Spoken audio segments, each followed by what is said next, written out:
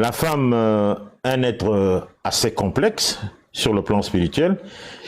Selon certaines écoles de mystère, elle est plus proche de la divinité par rapport à l'homme. D'autres vont plus loin et enseignent que la femme détient des éléments qui peuvent faciliter, sinon qui peuvent facilement nous rapprocher de Dieu. Plus loin encore, on pense même que Dieu est au féminin. Autrement dit, que Dieu est du genre féminin. Alors, Maître Dokira, quel lien y a-t-il entre la femme et la spiritualité? Pourquoi la femme est liée à la spiritualité? Que Taru reçoive toute la gloire encore aujourd'hui. Merci aux ancêtres méritants, vivants et éveillés au séjour des esprits. Merci, Monsieur Bokabangema, pour cette nouvelle invitation et merci à Gabon Télévision. J'aimerais, avant que de continuer, demander à ce que les jeunes gens s'éloignent du poste téléviseur, parce que ce qui va être dit, davantage ce que je vais dire, va être de l'ordre des adultes. Et donc, du coup, je souhaiterais que les parents puissent sécuriser l'audition de leurs enfants pour ne pas entendre des choses réservées aux hommes barbus et aux femmes déjà mûres. Le mot femme, quand on le prend dans son étymologie, nous décline déjà la valeur et la stature spirituelle de la femme. Le mot femme dans son étymologie au Strong biblique numéro 802 se dit Aïcha ou Isha. Isha veut dire l'épouse. En latin, le terme épouse est issu du mot spondere. Et spondere veut dire lier, attacher, unir. Donc, le terme spondere renvoie à l'alliance. Le terme épouse renvoie donc à l'alliance. La femme est donc le signe de l'alliance. Mais de quelle alliance? Justement, de l'alliance qui permet à ce que l'homme s'unisse aux dimensions supérieures, c'est-à-dire à la divinité. C'est pourquoi ici déjà, vais-je vous le dire, monsieur Bakabangema, pour accéder à Dieu, vous devez de vous rapprocher de la femme. Parce que la femme est la voisine et immédiate de Dieu. C'est elle qui donne accès à la divinité. Comment ça? C'est pourquoi justement à l'époque de l'ancestralité, le lieu de haute sacralité, de convocation et de connexion avec les fréquences supérieures se faisait dans un principe féminin. Nous avions là ce qu'on appelle le Saint des Saints, séparé du lieu saint de par un voile. Et nous avions justement les deux poutres du début qui ici renvoient aux jambes de la femme ouvertes. Et nous avons la table de la convocation du sacrifice qui a 4 coins qui renvoient aux 4 lèvres du vagin. La cavité vaginale est la présence du Seigneur.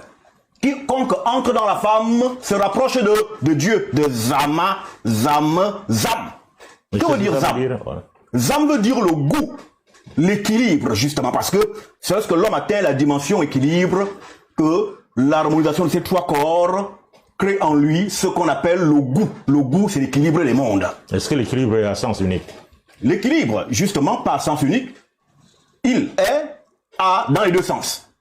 Mais ici, ce que je vais déjà dire, c'est que une fois que vous atteignez l'équilibre, vous atteignez le royaume de Dieu, qui est le royaume du goût, qui est le paradis, qui est le jardin d'Éden. Éden voulant dire plaisir, voulant dire le goût. Quand donc vous entrez dans cette cavité de divinité, vous êtes à Dieu. Alors, vous constatez que lorsque l'homme rentre en la femme, il rencontre le goût. Le goût, c'est Dieu et c'est le royaume de Dieu. C'est donc la femme qui conduit à Dieu. C'est à elle qu'il faut se rendre pour rencontrer la divine mère. Parce que Dieu, par-delà tout, est une femme et non un homme. Est-ce qu'il faut des dispositions particulières?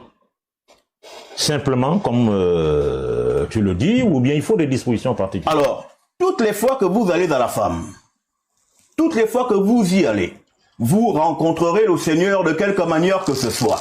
Même au cours d'un viol? Même au cours d'un viol, vous le rencontrez parce qu'il descend toujours, parce que vous appliquez la loi de la convocation, qui est justement la sexualité. Quand vous vous sexuez, vous mobilisez les corps mystiques du haut astral pour qu'ils viennent à vous. Le vagin est la seule porte qui donne à ce que les gens viennent dans le visible. Et quand l'homme meurt, l'homme repasse par le vagin. Comment ça? Qu'on appelle la tombe. Car la tombe est l'imitation, la cavité vaginale. Vous sortez par le vagin, vous retournez par le vagin. Le vagin est la porte de Dieu. Et c'est la femme noire est la seule d'ailleurs à être capable d'enfanter des dieux. Parce que les dieux sont noirs. Et seule la femme noire enfante les noirs. Maintenant, je vais vous lire un petit texte pour chuter dans ce que je suis en train de dire. Allons-y un peu dans Apocalypse 21, versets 3 à 4. Version Louis II 1910. Et je vis descendre du ciel, d'auprès de Dieu, la ville sainte, la nouvelle Jérusalem, qui est ici, justement, le corps christique, le peuple élu, qui est une femme. Et il n'y a que la femme qui peut permettre que le ciel descende. Quand vous pénétrez la femme, le goût descend. Donc Dieu descend, Zam descend en vous. Préparez comme une épouse qui s'est parée pour son époux. J'entendis du trône. Le trône, c'est le vagin. Le trône, c'est le vagin, le trône du pénis. Une forte voix qui disait, voici le tabernacle de Dieu. Le vagin est le tabernacle de Dieu. D'où tout à l'heure, comme je vous expliquais, je m'arrête là. Dans les temps passés, le lieu saint avait été basé sur les principes du vagin. La femme est la voisine de Dieu et Dieu est une femme parce qu'avant l'homme, la femme est. Il faut dire que dans la haute mystique bantou israélite, le vagin s'appelle le mont Hermon, le mont Armon, le mont Amon. C'est une montagne. Amen. Ça s'appelle, c'est en Israël. Le mont Hermon est en Israël. Taisez-vous quand Le mont Hermon est en Israël. Taisez-vous, s'il vous plaît. Ne commençons pas. Taisez-vous, s'il vous plaît. Taisez-vous. Je te donne la parole, qui reste encore. Le mont Armon, Hermon. Le mont Amon, le mont Hymen. Car c'est le mot Amon que vient le terme hymen. Et l'hymen, c'est quoi? C'est la membrane féminine qui sépare le tréfonds vaginal qu'on appelle le point G d'avec le premier quartier du vagin. Dieu est dans le tréfonds du vagin. C'est pourquoi dans la mystique israélite, il y avait l'étape de la loi au fond de la pièce qu'on appelle le Saint des Saints, qui est l'incarnation du tréfonds vaginal. Et le voile symbolisant ici l'hymen, l'amont, le voile. 1, 2. Lorsque nous revenons dans la Genèse 1, verset 2, vous avez le principe de Dieu, la mère, Dieu, la femme. La terre informe et vide renvoie au principe féminin, car la femme est le principe matière. Elle est la terre. Et dans la suite de ce même verset, l'esprit de Dieu n'apparaît que plus tard. Mais on dit l'esprit de Dieu, mais où est Dieu? Pourquoi commence-t-on dans le récit de la création? On commence le détail par la terre était informe et vide, alors que la terre n'existait pas encore, n'a pas encore été créée. C'est parce que cette terre informe et vide là, c'est Dieu le chaos. Parce que Dieu le chaos, c'est Dieu la mère. La mère, la femme est informe. Elle est informe et vide. Tout commence par la femme. Avant que l'homme ne soit, la femme est. Et c'est la femme qui fonde, qui crée le monde spirituel. Parce que la femme est au-delà de la divinité. Car le divin, c'est la dimension vibratoire. Et la femme ne vibre pas. Et c'est pourquoi dans les assemblées, la femme ne doit pas penser parce qu'elle est au-delà du vibrant. Et quand une femme monte sur l'autel pour prêcher, c'est comme si une femme montait sur une autre femme. Parce que l'autel, c'est la femme. La femme est l'autel. Quand vous voulez voir Dieu, montez sur la femme. La femme est la montagne de Dieu. Et sur la montagne, il y a le trou qui conduit au Seigneur. Zam. Donc, la femme a une posture tellement haute, tellement particulière, tellement divine que, comme tantôt, là, ici, dit Chiassor, que derrière un grand homme se cache une femme. Les hommes sont la fabrication des femmes. Regardez un homme, tel qu'il est, c'est la femme qui l'a fabriqué. À la cuisine. De tout point de vue. De tout point de vue, nous sommes la fabrication de la femme. Et dans le christianisme, on ose enseigner là-bas que la femme vient de l'homme. Non, c'est l'homme qui vient de la femme. Parce que quand on prend la terre de laquelle est tiré Moto, l'homme primordial, mais la terre c'est quoi? Mais la terre c'est la femme. Bah, c'est... La terre c'est la femme. La femme représente dans le monde mystique l'alpha et l'oméga. Elle commence les choses, elle achève les choses, elle est la mène, la clôture, elle est la fin du rite. D'où quand l'homme est créé à partir du limon de la terre, donc à partir de sa mère première, d'accord, à la fin du système créatif de l'esprit créateur en Mounan, qui tourbillonnait au-dessus du vagin de Dieu, la mère, qu'on appelle la bime d'eau primordiale dans Genèse 1-2, quand la création est achevée, la femme oméga apparaît. Donc la terminaison. La femme commence tout rituel et la chair. Sans la femme, il n'y a pas de spiritualité parce que la femme est le manifeste matérialisé du monde spirituel. L'homme n'en est que le serviteur. L'homme et la femme appartiennent à des écoles distinctes et différentes, comme tantôt on l'avait dit.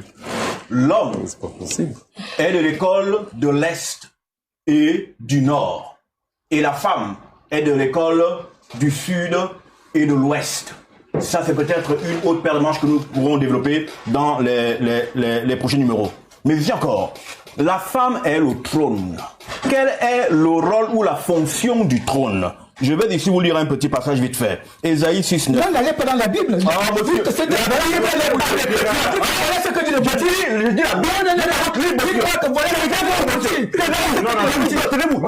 la Bible. Je vis le Seigneur assis sur un trône élevé. Je m'arrête là. Maintenant, qu'est-ce qui a fabriqué le trône sur lequel Dieu est assis? Quel est le menuisier qui a fabriqué ce trône? Comment Dieu peut-il s'asseoir sur un support, le support tenir, lorsque Dieu s'asseyerait?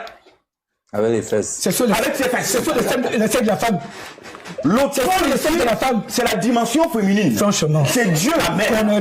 Qui tient Dieu le Père. Dieu n'est que Dieu parce qu'il a un trône. C'est pourquoi tu ne veux pas un roi n'est un roi que lorsqu'il a une couronne. Et la femme, justement, a la fonction d'être la couronne de l'homme. Et, justement, la femme est couronnée parce que c'est la femme qui accomplit l'homme. Tu es souillé jusqu'à la moelle. Monsieur Tézé, la femme qui est au trône de Dieu, ici en fait, vous évoque la dimension féminine de Dieu la mère. C'est la femme qui assoit les choses. Et dans les dimensions de l'au-delà, c'est-à-dire de l'invisible, c'est la dimension féminine. C'est Dieu la mère qui assoit les choses. Dieu la mère précède et passe avant Dieu le Père. Dieu le Père, c'est la vibration qu'on appelle l'Esprit de Dieu, debout sur les eaux de Genèse 1-2. On n'avait plus la parole. Mais vous avez l'imagination fertile. Lorsque nous rajoutons à ce que nous avons commencé à dire, il faut dire que la femme représente l'autel des sacrifices. C'est faux. Là où on dépose nos offrandes. Je ne permets pas ça. Là où on dépose nos offrandes.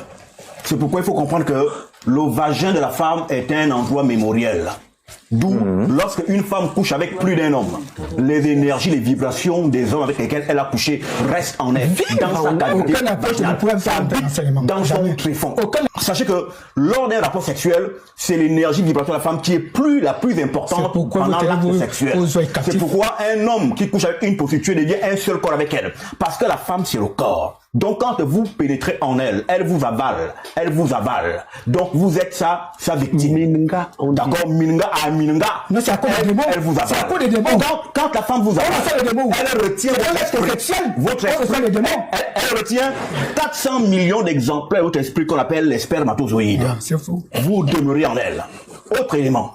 Lorsque nous revenons dans la forêt sacrée au jardin d'Éden, lorsque le serpent parle avec la femme et que la femme lui dit ce qui avait été dit en moto à l'homme avant qu'elle soit, qu'est-ce qui lui a dit tout ça?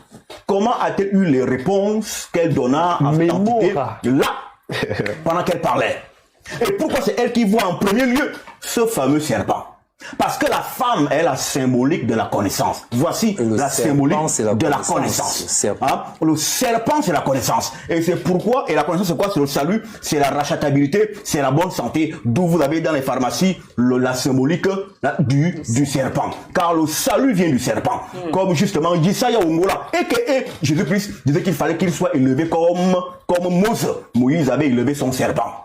Donc, la femme est l'être de la connaissance. Et c'est la femme qui donne la connaissance à l'homme sur le plan mystico-spirituel. Et c'est pourquoi à chaque instant du temps que vous avez votre femme, monsieur Bokamangeba, on dit que vous connaissez votre femme. Autrement dit, que votre femme vous amène à l'illumination, à la connaissance absolue, par l'équilibre que vous avez dans le règne qu'on appelle la femme vous amène à Dieu. La femme vous amène à Dieu. La femme est Dieu. La femme est le chemin qui mène au Seigneur. Elle est le chemin qui mène à l'androgynie. son orifice vaginal. C'est la parole de Monsieur, Dieu. Vous bouffez même la cavité vaginale de la femme est donc la voie qui mène au cœur. Les lèvres vaginales symbolisent les gardiens de l'arbre de la vie éternelle, c'est-à-dire les chérubins. C'est pourquoi les courbures vaginales, des lèvres vaginales ici, sont ceux qui cachent l'entrée de l'orifice. La femme est divine. Au-delà du divin, elle est Dieu. Il faut que cette femme prenne conscience de qui elle est. Parce que l'homme noir, c'est la femme noire qui peut faire naître l'homme noir et on attend que cette femme se réveille.